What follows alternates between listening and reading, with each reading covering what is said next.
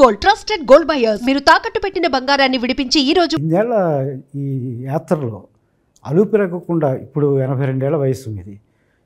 ఎక్కడ మిమ్మల్ని చూస్తుంటే అలసినట్టు కానీ సొలసినట్టు కానీ కనిపించదు.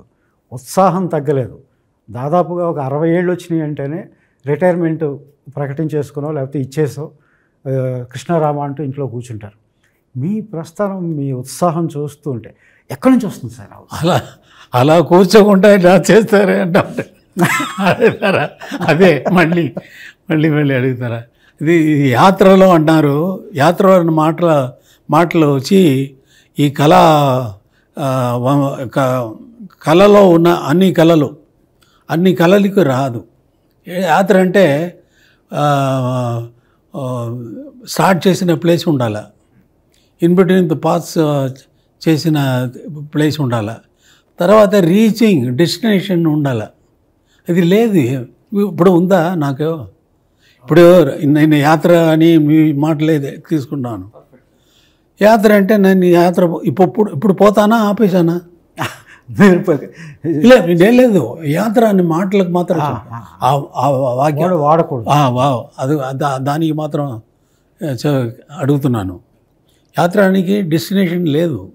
So you should not call this as యాత్ర. ఒక ఈ జర్నీలో ఏం జరిగింది అనేది సరిగా ఉండదు. మీకు యాక్చువల్ క్వశ్చన్ వదిలి ఎక్కడెక్కడ వెళ్తున్నారు. సరే, యాక్చువల్గా మీరు ఎప్పుడు చెప్తారు లోకల్లో అంటే మీరు చెప్పిన అన్ని చూస్తే నేనే చెప్పాలా ఏంటంటే బాగా పాండిత్యం ఉన్నవాళ్ళు వాళ్ళ గురించి చెప్పాలి కదా.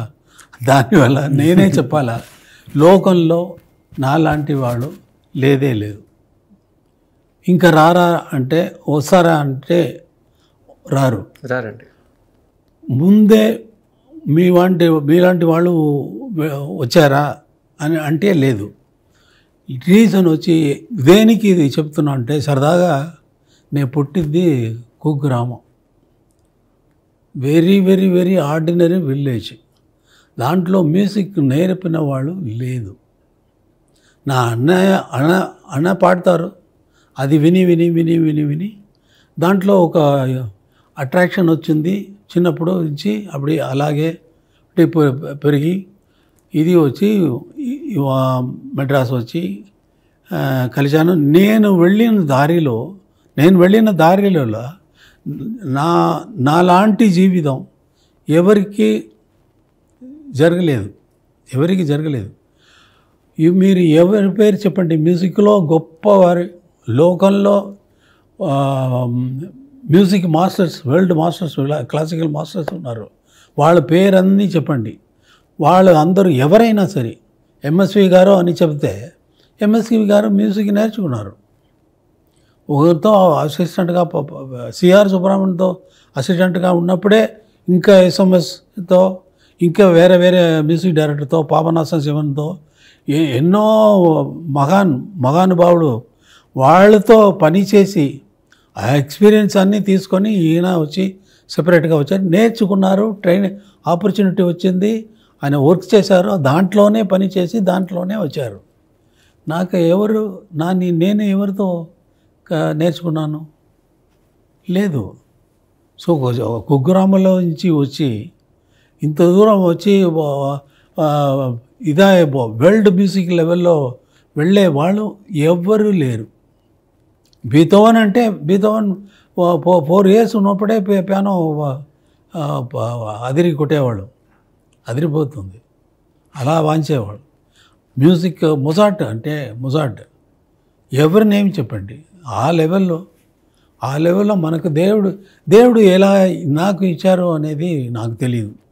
ఇది దేవుడు ఇచ్చిందే కాబట్టి ఆర్డినరీ మనిషి వచ్చి మనం ఏదో అనుకొని ఏదో మ్యూజిక్ నేర్చిన మ్యూజిక్ మాత్రమే రిపీట్ చేసి కర్ణాటక కచేరీ చేసిన ప్రోగ్రామ్ చేసిన వాళ్ళు ఎక్కువ ఉన్నారు.